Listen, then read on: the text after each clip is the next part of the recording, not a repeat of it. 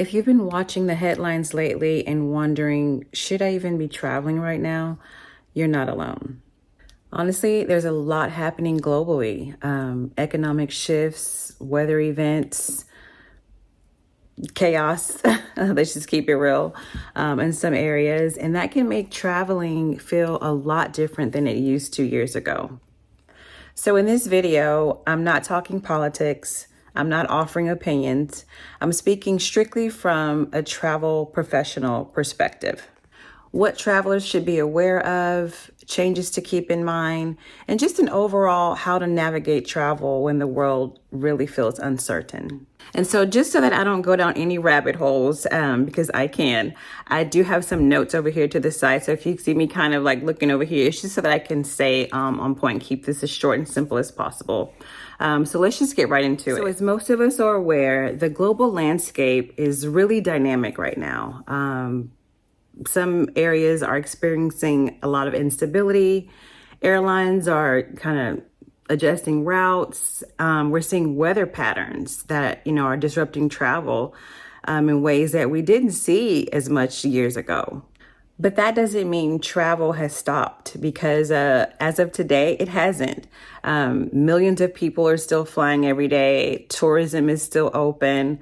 Hotels, cruises, are still open for business as of today. But what it does mean is that being an informed traveler is more important today than it ever has been.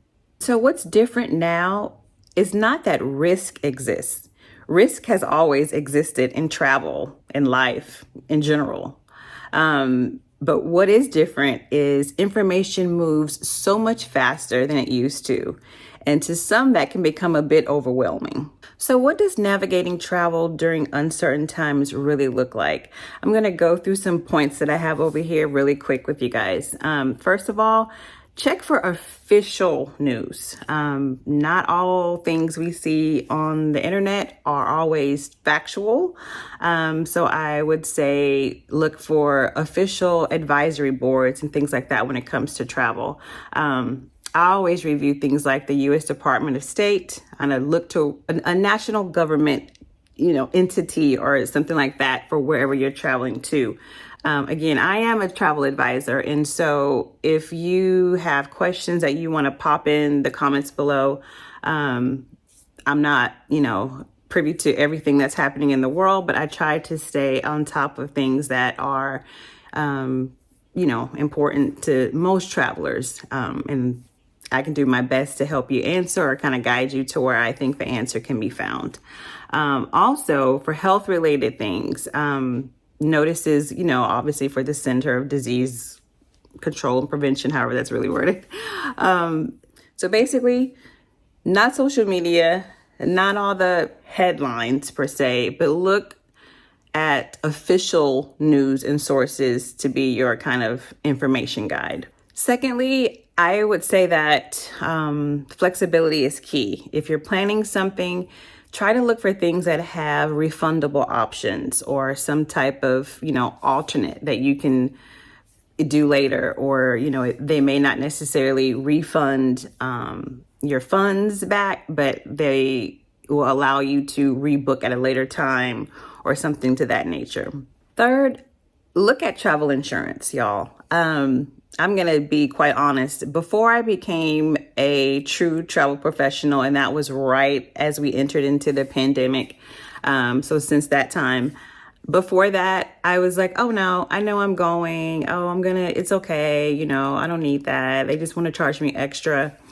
But I can tell you now that a lot of times, like we can turn on any type of outlet and find things that have happened to somewhere that you're like, what in the actual heck is going on?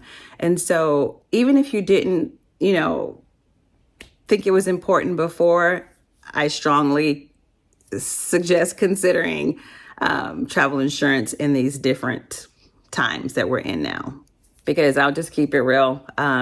It's no longer optional when it comes to, myself.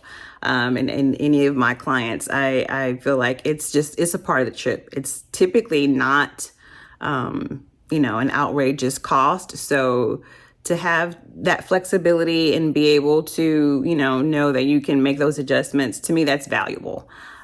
So just consider that. And sorry, the light's kind of going in and out of the sun. Fourth, what's changing is, I would say, booking windows. I've noticed that less travelers in my circle are planning, so many trips, 1, 2, 3+ years out. A lot of travelers now are sticking to what I would consider a shorter booking window. And that's really just, so that they, myself, can be able to kind of monitor conditions, if you will, depending on which part of the world that they're in and that they're going to. So I think that's something that's, good to consider. Yes, there are a lot of times, deals and things like that, and a lot of enticing to get, travelers to book super far ahead. But again, that's where I would say that travel insurance or some type of a refundable situation or adjustment needs to be into, the mix of that. Otherwise, there can be a lot of disappointment. So let's talk about the real question underneath a lot of this. Is it safe? Travel, like I already mentioned earlier in the video, has never been risk-free. It wasn't risk-free in 1995, 2005, 2015, and it's not risk-free now. But there's a huge difference between unmanaged risks and informed risks. Here's a couple of points that I want to make sure I get exactly right. So I'm going to look at this and read it just the way I wrote it. Okay, if a region has an active advisory, I don't book it. Not for myself, not for a client, friends, family, any of that. If there's infrastructure instability, let's wait, right? If there's heightened disruption, adjust. I'm going to say this, really lightly, but I'm quite intentional in my point. There's a huge difference between noise and actual true traveler and tourist risk. And so again, that's why I always, suggest I'm going to do my due diligence, but whoever, I'm either booking travel for, whether it's myself, my friends, family, clients, do your due diligence as well. Like, no one's going to, make you feel more comfortable than how you make yourself feel, right? Like, even if I'm telling you, oh, no, it's fine, oh, it's fine, which I would never do unless I truly thought that. But if the client or the customer or whoever it is isn't comfortable, they're not going to go, right? So let your intuition and your own inner voice lead you all the time. So if you are asking yourself, should you travel right now? I'm going to tell you straight up, the answer isn't yes, and the answer isn't no. The answer is do your research. Use verified sources, stay flexible, and so importantly, y'all, build in protection, i.e. travel insurance or something like that, going forward. So travel isn't about, ignoring what's going on in the world, right? It's about navigating it responsibly. So keep that in mind. Again, comment below if you have any questions or any, positive feedback. I'm not here for any negative yap. And I will see you guys in the next travel conversation.